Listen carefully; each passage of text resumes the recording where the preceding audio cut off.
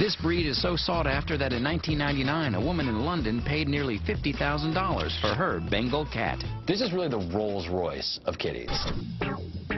And their uniqueness is not just limited to their look. The Bengal cat doesn't meow quite like other cats. It's actually more of a bark, kind of a raspy sound.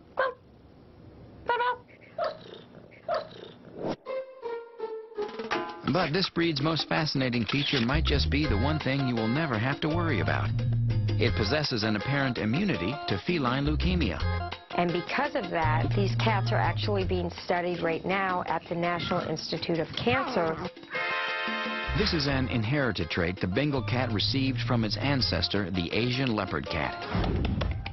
In 1963, Gene Mills successfully bred an Asian leopard cat with a domestic shorthair to produce the first documented Bengal cat. The breed would be known as the safari cat until the early 70s, when the Bengal name was adopted as a reference to the Asian leopard cat's scientific name, Prionelurus bengalensis. But just like the Asian leopard cat, the defining feature of the Bengal is its spotted or marbled coat. The spots give them that wild look, which is really unmistakable. Another unmistakable feature is the cat's face. It's highlighted by rounded ears, large eyes, and intense facial markings. Sort of wild-looking, wild face, smallish ears. The Bengal's hind legs are slightly longer than its front legs. Another trait the Bengal shares with the Asian leopard cat. On both cats, this translates into a long, powerful stride from the gluteal and bicep muscles. The Bengal was bred to look like its wild ancestors, with a streamlined appearance similar to that of a race car.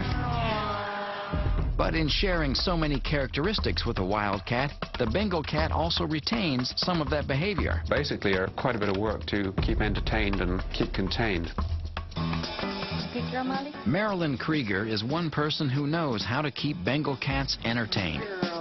Her Bengal cats, Molly and Olivia, along with their brother, Sudan, a Savannah, are all rescues that have benefited from her undying attention.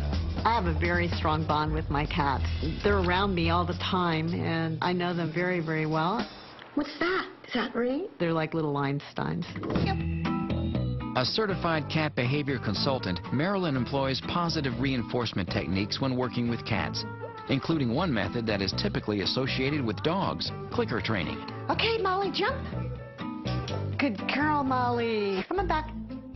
The process of clicker training pairs the sound of a push-button clicker with the cat's encouraged action, and then reinforced with a reward. In most cases with cats, a food treat. Yes, sweetie.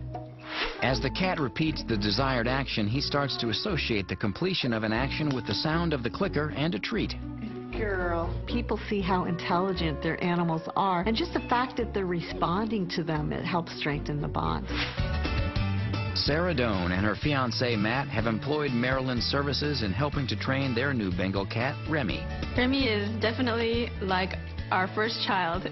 He's more like a human than a cat. He's just really cute. They're focused on curbing one of his more undesirable traits, a common cat problem that Marilyn refers to as counter surfing. We're training him to not walk on the counters. In order to alter this behavior, Marilyn has the couple encourage Remy to use a cat tree at the end of the countertop. So every time he's trying to go up on the counter, you can actually use the target, and all you have to do is do this, and he'll go up. Click it, touch it, click him, and give him a treat.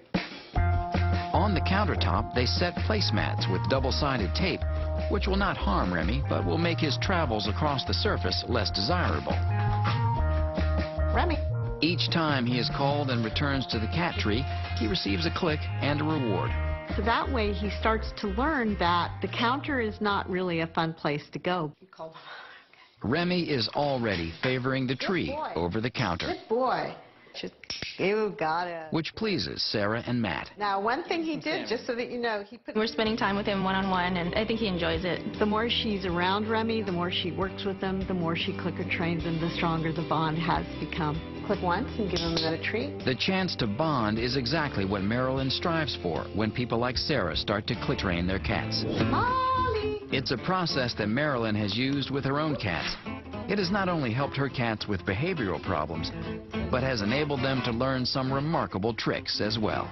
My cats do all sorts of fun things. Sit and stay. Sudan will shake hands. Shake hands. Good boy. They jump through hoops. Jump, Molly. Good girl. They also will find my keys.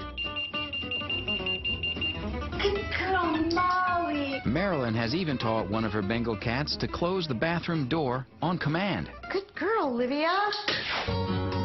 They learn and they enjoy it, and that's what it's about. It's fun. And that fun has created a relationship that Marilyn cherishes greatly. And the more I work with them, the stronger my bonds become with them as well.